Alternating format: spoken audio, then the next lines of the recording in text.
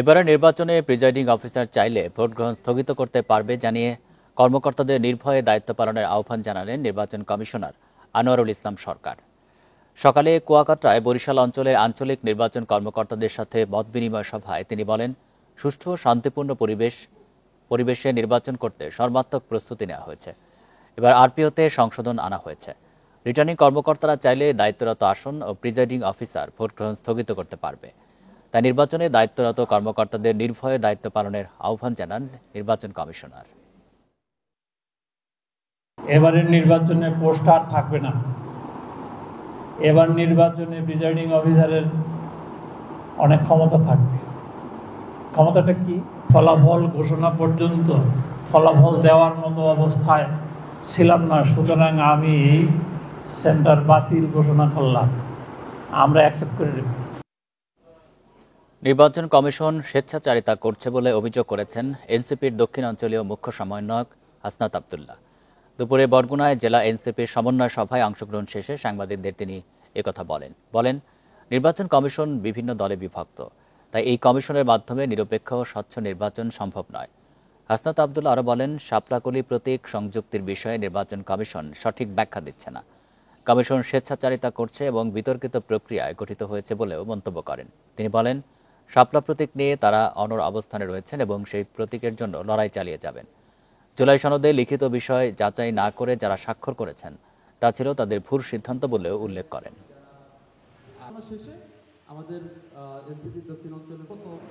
এই নির্বাচন কমিশনও তো গঠন করা হয়েছে। বিএনপি বলেছে আমাদের পক্ষ থেকে একজন, জামাত বলেছে আমাদের পক্ষ থেকে একজন, আর্মি থেকে ওখানে একজনকে দেওয়া হয়েছে। তার মানে এটাকে ভাগাভাগি করে নিছে, মানে কেকের মতো বার্থডে কেক যেভাবে ভাগাভাগি করা হয়, নির্বাচন কমিশনকে ভাগাভাগি করে যার মতো করে এখানে স্টেক দিয়েছে। অভ্যুত্থান বিরোধী অবস্থানের অভিযোগে ইসলামী বিশ্ববিদ্যালয়ের 30 শিক্ষক ও কর্মকর্তা কর্মচারীকে সাময়িক বরখাস্তের সিদ্ধান্ত নিয়েছে বিশ্ববিদ্যালয় কর্তৃপক্ষ। একই অভিযোগে 33 শিক্ষার্থীকে বহিষ্কার বা সনদ বাতিলের সিদ্ধান্ত নেওয়া হয়েছে। বৃহস্পতিবার বিশ্ববিদ্যালয়ের সিন্ডিকেট সভায় এই সিদ্ধান্ত নেওয়া হয়েছে। জুলাই আগস্ট বিপ্লবে বিরোধী ভূমিকা রাখার অভিযোগে 19 জন শিক্ষক ও 11 জন কর্মকর্তা কর্মচারীকে এই শাস্তির আওতায় আনা হচ্ছে। তাদের বিষয়ে চূড়ান্ত সিদ্ধান্ত নিতে শাস্তি নির্ধারণ কমিটি গঠন করবেন উপাচার্য অধ্যাপক ডক্টর নকিব মোহাম্মদ নসরুল্লাহ। এছাড়া শিক্ষার্থীদের ক্ষেত্রে যারা পড়াশোনা শেষ করেছেন তাদের সনদ বাতিল আর অধ্যয়নরতদের বহিষ্কার করা হবে। এর আগে গণ অভ্যুত্থানের বিরুদ্ধে ভূমিকা রাখা ব্যক্তিদের শনাক্ত করতে গত মার্চে অধ্যাপক ডক্টর আক্তার হোসেনকে আহ্বায়ক করে 5 সদস্যের তদন্ত কমিটি গঠন করে প্রশাসন। তাদের প্রতিবেদনের ভিত্তিতে অভিযুক্তদের কারণ দর্শানোর নোটিশ দেওয়া হয়।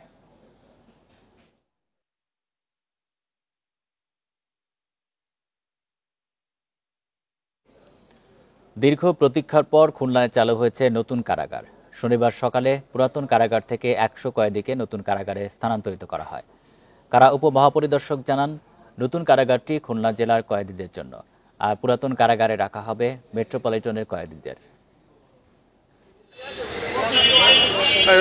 শনিবার সকালে নগরীর ভৈরব নদীর জেলখানা ঘাটের পুরাতন কারাগার থেকে 3টি পিজন ভ্যান 100 জন কয়েদি নিয়ে রওনা হয় নতুন কারাগারের দিকে। বাইপাস রোডের পাশে 30 একর জমির উপর নির্মিত কারাগারে কয়েদিদের ফুল দিয়ে বরণ করেন কারা উপমহাপরিদর্শক মনির আহমেদ। জেল সুপার জানান, প্রথম দিনে 100 জন কয়েদি এসেছে, পর্যায়ক্রমে বাড়বে এই সংখ্যা। প্রাথমিক পর্যায়ে আমরা 100 জন বন্দী নিয়ে যাচ্ছি, যেহেতু নতুন জেল নানান চ্যালেঞ্জ থাকতে পারে, এই কারণে আমরা সব আসামি নিচ্ছি না।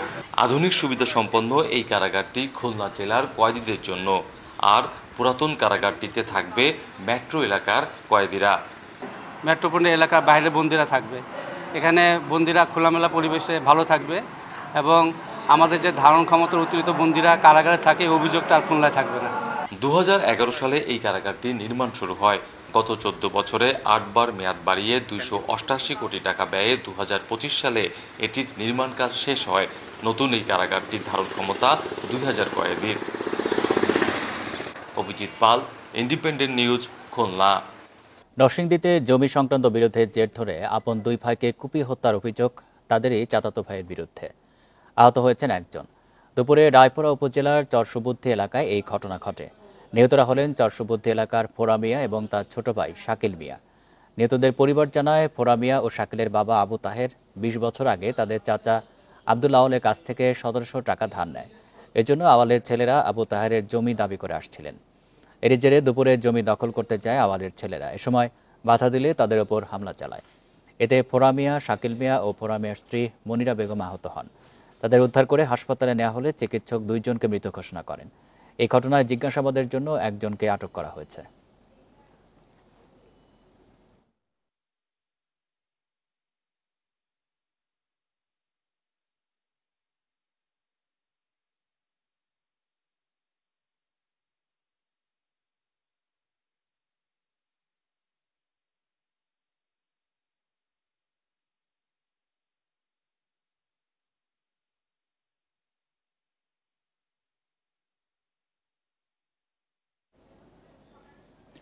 এ নিয়ে আরও জানাতে নরসিংদী থেকে যোগ দিচ্ছেন সহকর্মী মোহাম্মদ আসাদুজ্জামান। আসাদুজ্জামান, এই ঘটনার বিষয়ে বিস্তারিত জানাবেন। এখন পর্যন্ত মামলা হয়েছে কিনা, পুলিশের পক্ষ থেকে কি বলা হয়েছে?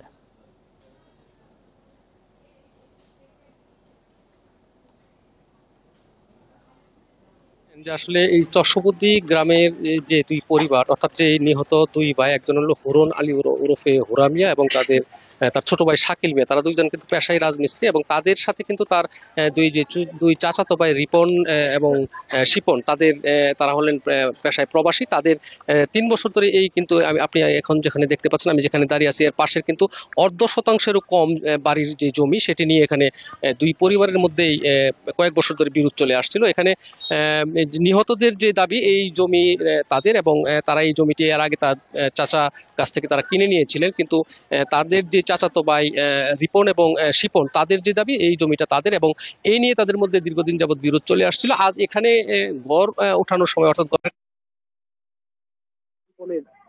বিরোধ শুরু হয় এবং এক পর্যায়ে তারা তাদেরকে বেশি অস্ত্র দ্বারা আঘাত করে এবং এলোপাতাড়ি কুপিয়ে এখানে গুরুতর আহত করে।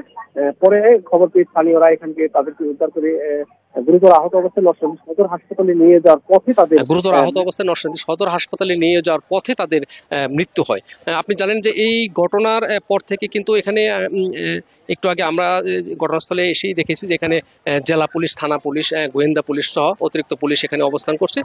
আমি এখানকার যে অতিরিক্ত পুলিশ সুপার সুজন চন্দ্র সরকার, তার সাথে কথা বলেছি। তিনি যেটি বলেছেন, এই ঘটনায় এরই মধ্যে 5টি ধারালো অস্ত্র এবং এই ঘটনায় জড়িত সন্দেহে 3 জনকে জিজ্ঞাসাবাদের জন্য আটক করা হয়েছে। তারা যেটি বলছেন যে এই ঘটনায় যারাই জড়িত তাদেরকে আটকের জন্য চেষ্টা চালাচ্ছে। আর পাশাপাশি এই নিহতদের পরিবারের পক্ষ থেকে, আপন যে দুই ভাই, তাদের যে পরিবারের পক্ষ থেকে যেভাবে লিখিত অভিযোগ দেওয়া হবে, সেই অভিযোগের ভিত্তিতে তারা আইনগত পদক্ষেপটি তারা নেবেন এবং এখন তারা ঘটনাস্থলে আছেন, বিভিন্ন বিষয় তদন্ত করছেন এবং আসামি যারা জড়িত আছেন তাদেরকে ধরার জন্য যে চেষ্টা, সেটি তারা চালিয়ে যাচ্ছেন। নরসিংদী থেকে জানাচ্ছেন মোহাম্মদ আসাদুজ্জামান। নরসিংদী রায়পুরা থেকে দেশি বিদেশি 11টি অস্ত্রসহ 8 জনকে গ্রেপ্তার করেছে র্যাব। সকালে কারওয়ান বাজারে সংবাদ সম্মেলনে এসব কথা জানান র্যাব 11-এর অধিনায়ক HM সাজ্জাদ হোসেন। অভিযানের সময় র্যাব সদস্যদের ওপর হামলা করে গ্রেপ্তারকৃতরা। র্যাব জানায়, চর দখল, বাজার দখল ও আধিপত্য বিস্তারের জেরেই নরসিংদীর রায়পুরায় সংঘর্ষ বাড়ছে। জব্দ করা অস্ত্রগুলো আধিপত্য বিস্তারে ব্যবহার করা হতো বলে জানায় র্যাব। প্রতিবেশী দেশ থেকে সরঞ্জাম, অস্ত্র তৈরি করা হচ্ছে বলেও জানায় র্যাব। নৌপথ দিয়েই দেশে অস্ত্র তৈরির সরঞ্জাম আসছে বলেও তদন্তে উঠে এসেছে। বালুর চরের একটা গ্রুপ রয়েছে, চাঁদপুরের একটা আলাদা গ্রুপ আছে। এই গ্রুপে তাদের যে বালুমহল দখল, জমি দখল, চর দখল, ঘাট দখল নিয়ন্ত্রণকে কেন্দ্র করে রাজনৈতিক দলের প্রতীক ব্যবহারের বিষয়ে পরিষদের গৃহীত সিদ্ধান্ত পুনর্বিবেচনা করায় সরকারের নিরপেক্ষতা প্রশ্নবিদ্ধ হয়েছে, এমন অভিযোগ তুলেছেন জামায়াতে ইসলামী নায়েবে আমির ডাক্তার সৈয়দ আব্দুল্লাহ মোহাম্মদ তাহের। বলেন, নির্বাচনের রোডম্যাপ ঘোষণা ও পরিষদের পূর্ববর্তী সিদ্ধান্ত পরিবর্তন একটি দলের প্রতি সরকারের আনুগত্যের বহিঃপ্রকাশ। সকালে কুমিল্লার 14 গ্রামে আয়োজিত সভায় এক ভিডিও বার্তায় তিনি এসব কথা বলেন। বিভিন্ন রাজনৈতিক দলের মার্কা ব্যবহারের বিষয়তে আবার সেটাকে গত পরিষদের বৈঠকে পুনরায় পুনর্বিবেচনার নামে দলের প্রতি যে আনুগত্য প্রকাশ করেছে সরকার, নিঃসন্দেহে এই সরকারের নিরপেক্ষতা ক্ষুণ্ণ হয়েছে। আমরা এই সিদ্ধান্তকে মানি না এবং এই সিদ্ধান্তের গ্রহণের নিন্দা জানাচ্ছি। চট্টগ্রাম বন্দরে নিউমোরিং টার্মিনাল সহ বিভিন্ন স্থাপনা বিদেশিদের ইজারা দেওয়ার প্রতিবাদে গণ অনশন কর্মসূচি পালন করেছে শ্রমিক কর্মচারী ঐক্য পরিষদ। সকালে নগরীর প্রেস ক্লাবের সামনে এই কর্মসূচি শুরু হয়। বক্তারা অভিযোগ করেন, চট্টগ্রাম বন্দর দেশের অর্থনীতির প্রধান প্রবেশদ্বার ও কৌশলগত স্থাপনা। এই বন্দরকে বিদেশিদের হাতে তুলে দিলে জাতীয় নিরাপত্তা, অর্থনীতি ও সার্বভৌমত্ব হুমকির মুখে পড়বে। নিউমোরিং কন্টেইনার টার্মিনাল বছরে 1000 কোটি টাকার রাজস্ব দেয়, সেটি বিদেশিদের হাতে তুলে দেওয়ার আত্মঘাতী সিদ্ধান্ত নিয়েছে সরকার।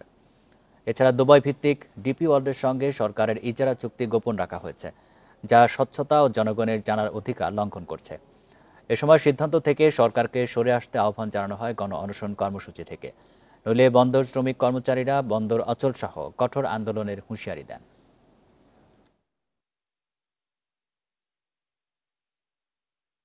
চট্টগ্রাম থেকে বাঁশখালী থেকে শুরু করে কক্সবাজার পর্যন্ত বিশাল সমুদ্র এলাকা আছে, যে কোনো জায়গায় তারা বন্দর স্থাপন করুক, আমাদের কোনো সমস্যা থাকবে না।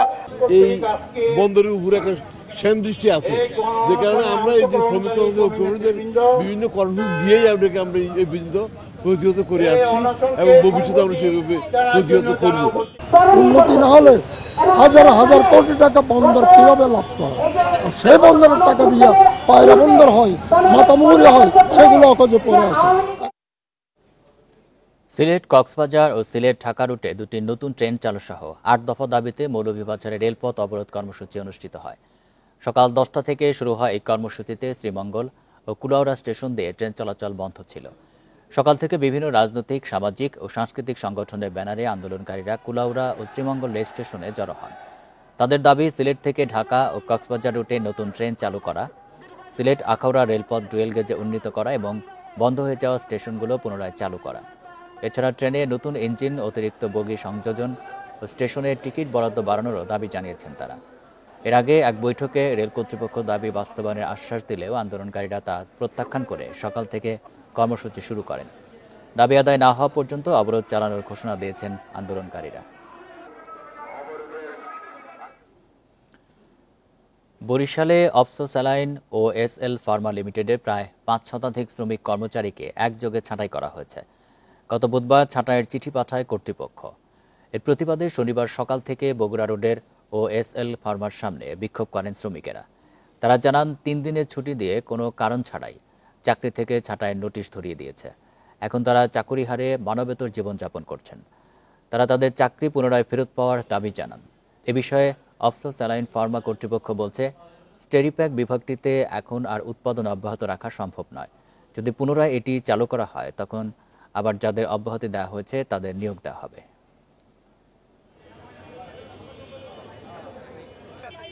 একটা চিঠি আসলো, চিঠিতে লেখা প্রত্যেকের পোস্ট অফিস থেকে যে সবার চাকরিচ্যুত হয়ে গেছে। হঠাৎ করে যদি বলে, আমরা তো অসহায় হয়ে আমরা বরিশালে আসছি, কোম্পানিতে জয়েন করছি, এখন আমাদের যদি চাকরিটা না থাকে আমরা কিভাবে সংসার করব?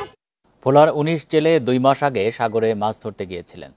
পরে স্থানীয়রা জানতে পারেন তারা এখন পশ্চিমবঙ্গের আলিপুর কারাগারে বন্দী। প্রায় 2 মাস হলেও এই জেলেদের দেশে ফিরিয়ে আনার কোনো উদ্যোগ নেই। তাদের ফিরিয়ে আনতে দাবি জানান জেলেদের পরিবারের সদস্য এবং স্থানীয়রা। এ ব্যাপারে ভোলার জেলা প্রশাসক চিঠি দিয়েছেন মন্ত্রিপরিষদ বিভাগকে। ভোলার 19 জেলে মাছ ধরতে বঙ্গোপসাগরে যায় 5 সেপ্টেম্বর। 7 থেকে 8 দিন পরে মাছ নিয়ে বাড়ি ফেরার কথা ছিল। 12 সেপ্টেম্বর বাড়ির উদ্দেশ্যে রওনা দিয়েছেন বলে ফোন করেন স্বজনদের, কিন্তু তারপর থেকে আর খোঁজ মেলেনি তাদের। যোগাযোগ বিচ্ছিন্ন হয় পরিবারের সদস্যদের সঙ্গে। সামাজিক যোগাযোগ মাধ্যম ফেসবুকের স্বজনরা জানতে পারেন জেলেদের ট্রলার বিকল হয়ে যায়। পথ হারিয়ে ভারতের জলসীমায় ঢুকে পড়ে ট্রলারটি। এরপর থেকে ভারতীয় আইনশৃঙ্খলা বাহিনীর হাতে গ্রেপ্তার হয়ে পশ্চিমবঙ্গের আলিপুর কারাগারে বন্দী আছেন জেলেরা। মোবাইলে দেখি বা শুনি খবরে যে তারা রাত্রের অন্ধকারে তাউলাইয়া তারা ভারতের ভিতর ঢুকে গেছে পর তারা পুলিশে রেপ বাহিনীতে ধরিয়ে নিছে। 10 দিন হয়ে গেছে, 12 দিন মাথায় তখন আমরা কান্দাকাটি করি। আমাদের সংসারে শুধু আমার বাবা ছাড়া আর কেউ নেই। আমাদের সংসারে খাইতে তো অনেক কষ্ট হয়। আমার বাবারে আমরা ফিরে দেখতে চাই। জেলেদের ফিরে পাবার জন্য পরিবারের পক্ষ থেকে সদর থানায় সাধারণ ডায়েরি করা হয়। স্বজনদের আবেদন মন্ত্রিপরিষদ বিভাগে পাঠানো হয়েছে বলে জানিয়েছেন জেলা প্রশাসক। আমি আশা করি সরকার এই বিষয়টি তারা যাচাই করবেন এবং যদি সত্যি ভারতের কারাগারে আটক থাকেন তাহলে পরবর্তী পদক্ষেপ সরকার গ্রহণ করবেন। প্রশাসনের পক্ষ থেকে ক্ষতিগ্রস্ত পরিবারগুলোকে নগদ অর্থ, চাল ডাল সাহায্য হিসেবে দেয়া হয়। Independent News. জামালপুরে ঝিনাই নদীতে নিখোঁজ আরও এক শিশুর মরদেহ উদ্ধার করা হয়েছে। এ নিয়ে নিহতের সংখ্যা বেড়ে দাঁড়ালো 4-এ। নিখোঁজ শিশুর নাম কুলসুম। এখনও বৈশাখী নামে আরও এক শিশু নিখোঁজ। তার সন্ধানে অভিযান চালাচ্ছে ফায়ার সার্ভিসের ডুবুরি দল। এর আগে শুক্রবার বিকেলে উপজেলার ভাটিয়ারচর এলাকায় আনারবাড়ি ঘাটে ডিঙ্গি নৌকা ডুবে নদীতে নিখোঁজ হয় 5 শিশু। প্রথমে তাদের উদ্ধারের কাজ শুরু করে স্থানীয়রা। পরে ফায়ার সার্ভিসকে আবু হাসান, তার বোন পলি ও আরেক শিশু সাইরার মরদেহ উদ্ধার করে।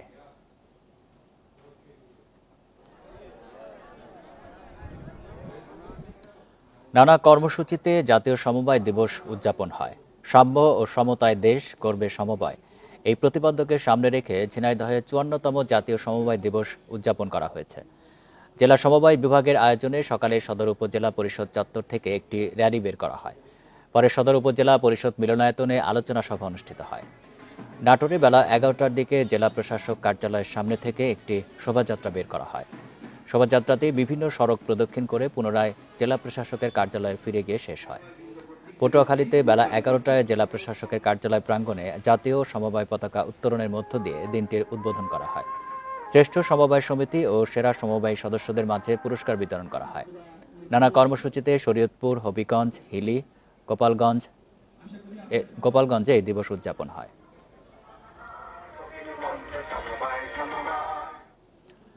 সাংবাদিক সাগররুনি হত্যাকাণ্ডের বিচার, সংবাদপত্রে নবম ওয়েজ বোর্ড বাস্তবায়ন সহ বিভিন্ন দাবিতে দেশের বিভিন্ন জেলায় মানববন্ধন করেছেন স্থানীয় সাংবাদিকরা।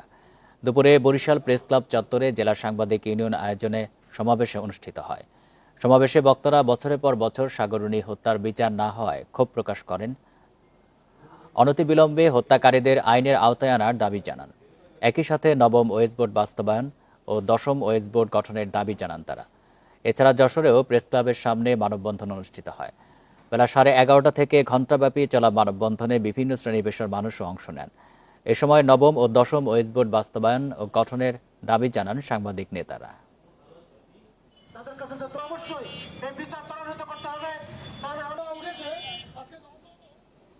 চাঁদাবাজদের অত্যাচারে অতিষ্ঠ চাঁপাইনবাবগঞ্জের ব্যবসায়ীরা অভিনব প্রতিরোধ গড়ে তুলেছেন। দোকানে দোকানে রাখছেন লাঠি আর বাঁশি। কেউ চাঁদাবাজি করতে আসলে বেজে ওঠে বাঁশি। এগিয়ে আসেন অন্যরা, করা হয় সম্মিলিত প্রতিরোধ। চাঁপাইনবাবগঞ্জ শহরের অন্যতম বাণিজ্যিক এলাকা উদয়নমোড় ও হুজরাপুর। বছরের পর বছর ধরে এখানকার প্রায় 350 ব্যবসায়ী চাঁদাবাজদের হাতে জিম্মি। গত বছরের 5 আগস্টের পর অবস্থা পরিবর্তনের আশা করলেও হতাশ হতে বেশি সময় লাগেনি তাদের। ভুক্তভোগীদের অভিযোগ, 8 থেকে 10 জন চিহ্নিত সন্ত্রাসী এলাকা নিয়ন্ত্রণ করছে। চাঁদা না দিলে হুমকি, মারধরের শিকার হন তারা। এমন পরিস্থিতিতে ব্যবসায়ীরা ঐক্যবদ্ধ হয়ে গড়েছেন উদয়নমোড় হুজরাপুর ব্যবসায়ী সমিতি। প্রতিটি দোকানে রাখা হয়েছে লাঠি বাঁশি। চাঁদা চাইতে এলেই সম্মিলিতভাবে গড়ে তোলা হবে প্রতিরোধ। টাকা না দিলে দোকানে বাস করতে পারবি না, এই অসুস্থতার নাম করে বাকি খেয়ে টাকা না দেওয়া, এই বিভিন্নভাবে উৎপাত। তাদেরকে তুলে ধরে আইনের হাতে তুলে দেবো, এটাই হলো আমাদের উদ্দেশ্য। সাধারণ সভা করি, তার আগে আমরা পুলিশ প্রশাসনের কাছে একটা তালিকা জমা দিয়েছি। আইনের আশ্রয় নেওয়ার জন্য অনেকগুলো ঘটনা নিয়ে গেছি, আমরা প্রতিকার পাইনি। চাঁদাবাজ প্রতিরোধে ঐক্যবদ্ধ হওয়াকে স্বাগত জানিয়েছেন সুশীল সমাজের প্রতিনিধিরা। আইন শৃঙ্খলা বাহিনীকে আরও তৎপর হওয়ার আহ্বান তাদের।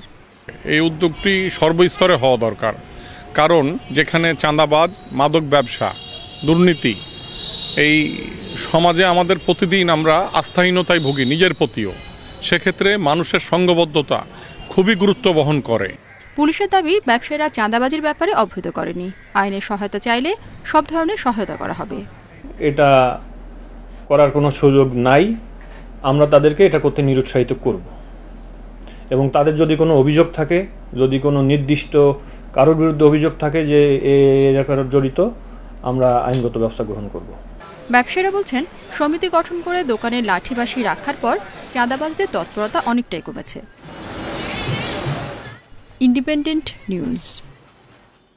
পটুয়াখালীর কলাপাড়া ও কুয়াকাটায় অনুষ্ঠিত হবে সনাতন ধর্মাবলম্বীদের ঐতিহ্যবাহী রাসলীলা। সার্বজনীন এই উৎসবে হাজারো পুণ্যার্থীর সমাগম হবে। মঙ্গলবার পূর্ণিমা তিথিতে রাত 9টা 22 মিনিটে অধিবাসের মধ্য দিয়ে শুরু হবে রাস পূজার আনুষ্ঠানিকতা। পরের দিন বুধবার সূর্যোদয়ের সঙ্গে সঙ্গে কুয়াকাটা সৈকতে গঙ্গা স্নান শেষ করবেন পুণ্যার্থীরা। এরপর মন্দিরের আঙিনায় 17 জোড়া রাধাকৃষ্ণের যুগল প্রতিমা দর্শন করবেন তারা। সনাতন ধর্মাবলম্বীরা মনে করেন গঙ্গা স্নানে পাপমোচন ও মনের বাসনা পূর্ণ হবে পুণ্যার্থীদের, সঙ্গে সঙ্গে দূর হবে সব অশুভ শক্তি। 5 দিনব্যাপী উৎসবে নানা পণ্যের পসরা নিয়ে বসবেন দোকানিরা। এই 5 দিনে আমরা আশা করতেছি 10 লক্ষাধিক টাকার উপরে তারা বেচা বিক্রি করতে পারবে এবং হাজার হাজার ভক্তবিন্দু এখানে শুভাগমন ঘটবে। রোববারের ভিতরেই শেষ হয়ে যাবে। আমাদের বিগ্রহগুলিতে এখন তুলির আঁচড় পড়তেছে, এটাও রোববার দিন সম্পূর্ণভাবে শেষ হবে বলে আমরা আশা করি। শুদ্ধ বাংলা ভাষার যথাযথ চর্চার জন্য রাজবাড়ীতে 2 দিনব্যাপী প্রাক বাংলা উৎসব ভাষা প্রতিযোগিতা শুরু হয়েছে। সকালে রাজবাড়ী একাডেমির আয়োজনে রাজবাড়ী সরকারি বালিকা উচ্চ বিদ্যালয় ক্যাম্পাসে উৎসবের উদ্বোধন করা হয়। আয়োজকেরা জানায় বাংলা ভাষার সঠিক ব্যবহার, শুদ্ধ উচ্চারণ, শুদ্ধ বানান, চিত্রাঙ্কন সহ 10টি প্রতিযোগিতা অনুষ্ঠিত হয়। এই প্রতিযোগিতায় অংশগ্রহণ করেন জেলার বিভিন্ন শিক্ষা প্রতিষ্ঠানে 4 শতাধিক শিক্ষার্থী। এই কর্মসূচির মাধ্যমে শিক্ষার্থীরা আরও উদ্বুদ্ধ হবে বলে আয়োজকেরা মনে করেন। আগামীকাল জেলা শিল্পকলা একাডেমিতে পুরস্কার বিতরণের মধ্য দিয়ে এই অনুষ্ঠান শেষ হবে।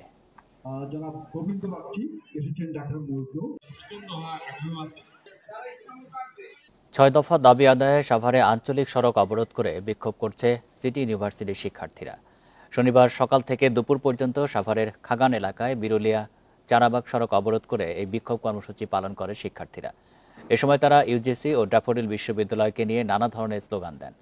দাবিগুলো হলো ড্যাফোডিল বিশ্ববিদ্যালয় কর্তৃপক্ষকে লুটপাট ও মিথ্যাচারের দায় স্বীকার করে নিঃশর্ত ক্ষমা চাওয়া, ক্ষতিগ্রস্ত অবকাঠামোর ক্ষতিপূরণ দেওয়া, ঘটনায় জড়িত শিক্ষার্থীদের ছাত্রত্ব বাতিল এবং বিচারের আওতায় আনা, স্বাধীন ও নিরপেক্ষ তদন্ত কমিটি গঠন ও বিশ্ববিদ্যালয় শিক্ষা কার্যক্রম দ্রুত শুরু করা।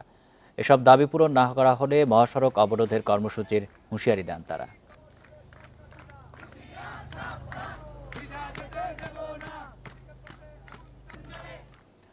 মানিকগঞ্জ টেলিভিশন রিপোর্টার্স ইউনিটির কমিটি গঠন ও বিশেষ সভা অনুষ্ঠিত হয়েছে। এ উপলক্ষে সকাল 10টার দিকে মানিকগঞ্জ জেলা পরিষদ অডিটোরিয়ামে বিশেষ সভা অনুষ্ঠিত হয়। এরপর দ্বিতীয় অধিবেশনে ইন্ডিপেন্ডেন্ট টেলিভিশনের প্রতিনিধি মঞ্জুর রহমানকে যুগ্ম সাধারণ সম্পাদক করে আগামী 2 বছরের জন্য 17 সদস্য বিশিষ্ট নতুন কমিটি ঘোষণা করেন মানিকগঞ্জ প্রেস ক্লাবের সভাপতি জাহাঙ্গীর আলম বিশ্বাস।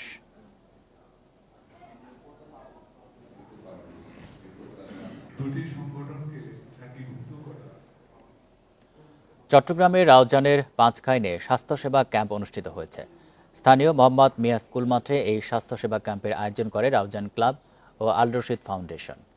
অনুষ্ঠানে প্রধান অতিথি ছিলেন চট্টগ্রামের সিভিল সার্জন মোহাম্মদ জাহাঙ্গীর আলম চৌধুরী।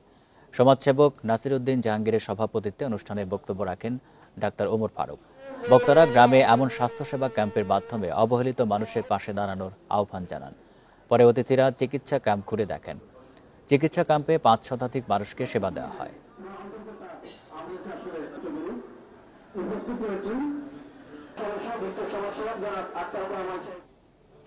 প্রায় 9 মাস পর আজ থেকে পর্যটকদের জন্য খুলেছে সেন্ট মার্টিন দ্বীপ। তবে নভেম্বর মাসে দিনে গিয়ে দিনেই ফিরতে হবে ভ্রমণকারীদের।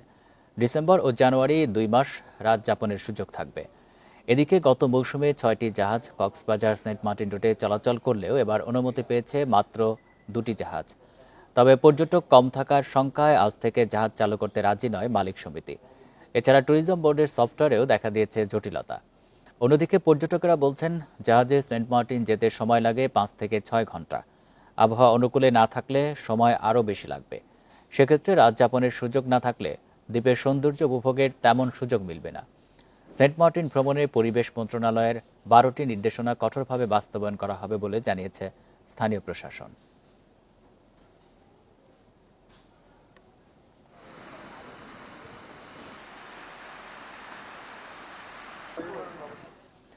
কখনো অতিবৃষ্টি, কখনো পাহাড়ে অস্থিরতার পর হেমন্তে নতুন রূপে সেজেছে রাঙামাটি।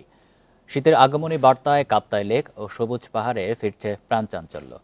ভ্রমণ পিপাসুদের পদচারণায় মুখরিত হয়ে উঠবে আগামী কয়েক মাস। তারই প্রস্তুতিতে ব্যস্ত পর্যটন সংশ্লিষ্টরা।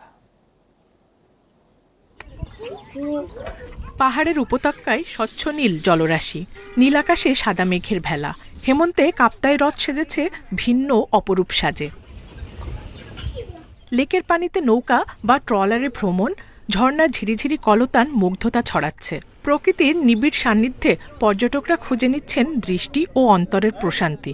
খুবই এনজয়েবল একটা ওয়েদার।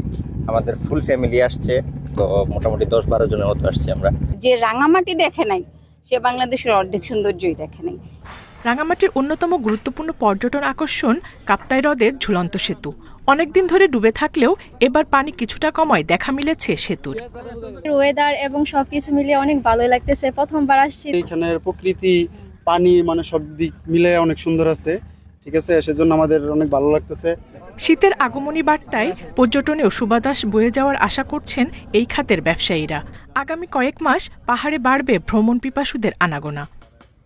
টুরিস্টের আগমন অনেক আশা ব্যঞ্জক আগমন দেখা যাচ্ছে এবং এই সামনে পুরো সিজনটা মনে করি এই অব্যাহত থাকবে টুরিস্টদের আগমন, এবং সরকারের একটা বিরাট রাজস্ব আয় ইনকাম বলে আশা রাখি। পর্যটন মৌসুমে প্রতিদিন রাঙামাটিতে 3 থেকে 10,000 পর্যটকের সমাগম হয়। দৈনিক গড়ে লেনদেন হয় প্রায় 1.5 কোটি টাকারও বেশি। Independent news. 133 বছরের পুরনো পটুয়াখালী পৌরসভায় আবর্জনার জন্য স্থায়ী কোনো ডাম্পিং স্টেশন নেই। বাসাবাড়ি তো বটেই, মেডিকেলে বর্জ্যও ফেলা হচ্ছে নদীর পাড়ে উন্মুক্ত স্থানে। এতে মারাত্মক স্বাস্থ্য ঝুঁকির মুখে নাগরিকরা। পৌর শহরের লোহালিয়া নদীর পাশেই ময়লা আবর্জনার স্তূপ। মেডিকেল বর্জ্যসহ বাসাবাড়ির বেশিরভাগ আবর্জনা ফেলা হচ্ছে এখানে। এর থেকে বাতাসে ছড়াচ্ছে দুর্গন্ধ। আবর্জনায় দূষিত হচ্ছে নদী, আর ডায়রিয়া, শ্বাসকষ্ট, টাইফয়েড সহ নানা রোগের ঝুঁকি বাড়ছে স্থানীয়দের। দূষিত পানিতে গরু বছর হাঁস মুরগি সব মরে গেছে, হাত পায়ে খুজলি ফেসে উঠে গেছে। নদীর ভিতরে যে পানিগুলো নামতে আছে এর জন্য মাছ মারা যায়, গরু বছর ঘাস পানি খায়, এর জন্য গরু বছরও মারা যায় অনেকে। এইখান থেকে পোলাপানগুলো স্কুলে যায়, তাদের শ্বাসকষ্টর সমস্যা হইতে আছে। চিকিৎসকরা বলছেন মেডিকেল বর্জ্য অত্যন্ত সংক্রামক। বিজ্ঞানসম্মত বর্জ্য ব্যবস্থাপনা না হলে জীবাণু ছড়িয়ে পড়তে পারে। ক্লিনিক্যাল বর্জ্য থেকে হাজারো ধরনের রোগ মানুষের ভিতরে ছড়াইতে পারে, বিশেষ করে hepatitis B, hepatitis C, typhoid এবং অন্যান্য রক্তবাহিত যে সমস্ত রোগ আছে সেগুলা মানুষের মধ্যে ছড়ায়। মেডিকেল বর্জ্যের জন্য আলাদা পরিবহনের পাশাপাশি একটি আধুনিক ডাম্পিং স্টেশন তৈরির প্রক্রিয়া চলছে বলে জানিয়েছেন পৌর প্রশাসক। বিকল্প সোর্স করছি। আমাদের ওই ডাম্পিং স্টেশনটাও আমরা চাচ্ছি যে আমাদের যে নতুন ডাম্পিং স্টেশন আমরা পেতে যাচ্ছি নির্মাণাধীন ভাবে আইডিয়াল সিচুয়েশনে, ওইটা নির্মাণ শেষ হলে ওইখানে ইনশাল্লাহ আর থাকবে না। 1892 সালে প্রতিষ্ঠিত হয় পটুয়াখালী পৌরসভা। 133 বছরেও কেন স্থায়ী ডাম্পিং স্টেশন হয়নি তা নিয়ে প্রশ্ন এখন জনমনে। Independent news. ঠাকুরগাঁয়ে দুদিনের টানা বৃষ্টিতে নুয়ে পড়েছে আধা পাকা আমন ধান। ফলন ঘরে তোলার আগ মুহূর্তে এমন ঘটনার ক্ষতির আশঙ্কায় আমন চাষিরা। ভুক্তভোগীরা জানান, হলুদ হয়ে আসা ধানের ক্ষেত মাটিতে মিশে রয়েছে। বিঘার পর বিঘা জমির ধান নুয়ে পড়ায় ফলন ও গুণগত মান নষ্ট হওয়ার আশঙ্কা রয়েছে। জেলা কৃষি সম্প্রসারণ অধিদপ্তরের তথ্য মতে জেলায় এখন পর্যন্ত প্রায় 300 হেক্টর জমির ধান নুয়ে পড়েছে। এছাড়া ক্ষয়ক্ষতির তথ্য নিরূপণের পাশাপাশি ধানের জমিতে জমে থাকা পানি দ্রুত অপসারণের পরামর্শ দিচ্ছে কৃষি বিভাগ। চলতি মৌসুমে জেলায় মোট 1,37,290 হেক্টরে আমনের আবাদ করা হয়েছে। গুড়ি গুড়ি বৃষ্টির জন্য ধানের আগাল ভারীতে ধান পড়ে যাচ্ছে। ধান লাভ পড়ে গেছে, ধান আলা হবে না হবে নি সে আল্লাহর হাতত। নিম্ন এবং অতি নিম্ন জমি আছে, সেই সমস্ত জমির পাকা ধানগুলোর ক্ষেত্রে কিছু ধান জমি পড়ে গেছে। তো এই ক্ষেত্রে আমাদের কৃষক ভাইদেরকে করণীয় হচ্ছে যে কৃষকরা যেন অতি দ্রুত ওই সমস্ত জমির পানি সরিয়ে নেয় এবং ধান গাছগুলোকে বিলি কেটে যদি খাড়া করে দেওয়ার চেষ্টা করে দিতে পারে। এই ছিল সমগ্র বাংলাদেশে ইন্ডিপেন্ডেন্ট টেলিভিশনের সব খবরের আরো বিস্তারিত জানতে চোখ রাখুন ফেসবুক, ইউটিউব এবং এক্সে। ধন্যবাদ সবাইকে।